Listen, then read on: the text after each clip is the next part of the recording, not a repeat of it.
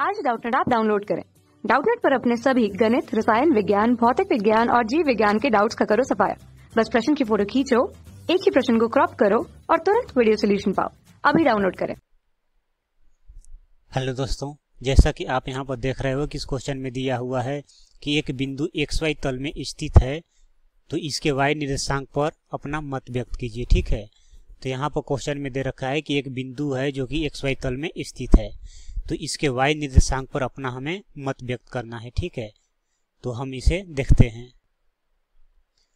तो यहाँ पर हमारा देखना है कि XY तल में Y निर्देशांक के बारे में क्या मत है। ठीक है, तो यहाँ पर अगर हम बात करें तो ये हमारा क्या हो गया, XY तल हो गया। तल का मतलब क्या होता है, प्लेन, समतल।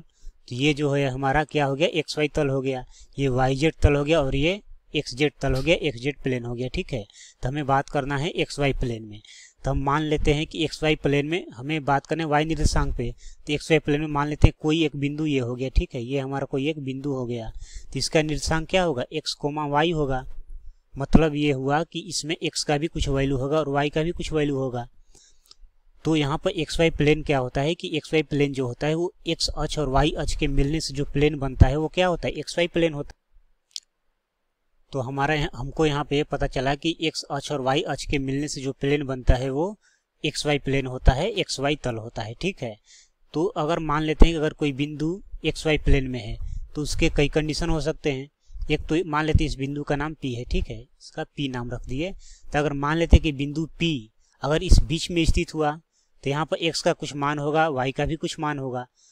अगर ये बिंदु P इस Y अक्ष पे स्थित हो गया, ये मान लेते हैं ये हमारा Y अक्ष हो गया। ठीक है, ये जो है मान लेते हैं कि ये Y अक्ष हो गया। अगर यहाँ पर P स्थित है तो यहाँ पर क्या होगा, X का निर्देशांक यहाँ पर 0 होगा, क्योंकि Y अक्ष पे X निर्देशांक 0 होता है, लेकिन Y का यहाँ पर वैल्यू कुछ ना कुछ होगा। अगर यही बिंदु P यहाँ पर X अक्ष पर स्थित हो गया, क्योंकि XY प्लेन में X अक्ष भी तो आएगा, अगर X पर स्थित हो गया यहाँ पे, तो इस केस में X का मान तो कुछ होगा लेकिन Y का मान क्या होगा, 0 होगा। तो यहाँ पर निष्कर्ष निकल के क्या आ रहा है हमारा, तो यहाँ पर निष्कर्ष निकल के आ रहा है कि हम यहाँ पर लिख दे रहे हैं कि यदि कोई बिंदु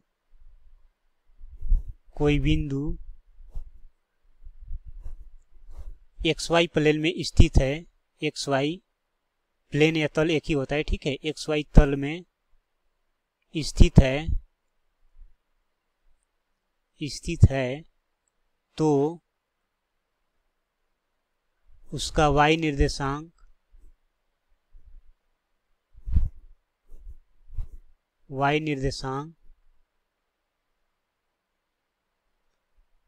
उसका Y निर्देशांक 0 होगा।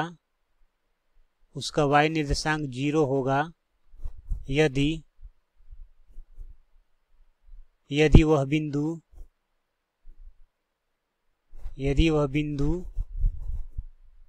X अक्ष पर स्थित हो, X अक्ष पर स्थित हो। अन्यथा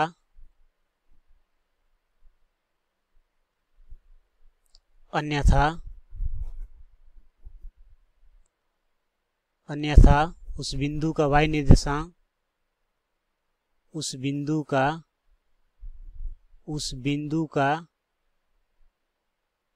Y निर्देशांक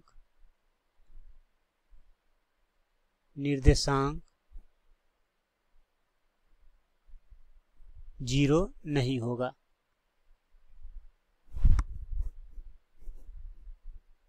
इसका मतलब क्या, वो हम फिर से एक्सप्लेन कर दे रहे हैं। ठीक है, हम जानते हैं कि XY प्लेन जो होता है X अक्ष और Y अक्ष के मिलने से बना होता है। इसका मतलब ये हुआ कि XY प्लेन में X अक्ष भी है, Y अक्ष भी है, और इसके मिलने से जो प्लेन बना वो XY प्लेन हो गया। तो अगर वो बिंदु X अक्ष पे स्थित होगा तो उस केस में क्या होगा, Y निर्देशांक 0 होगा, क्योंकि हम जानते हैं कि X अक्ष पर Y निर्देशांक हमेशा 0 होता है। और बाकी यदि X अक्ष के अलावा अगर वो बिंदु कहीं और इस प्लेन में रहेगा तो उस केस में Y का मान क्या होगा, कुछ ना कुछ होगा, अर्थात तो 0 नहीं होगा।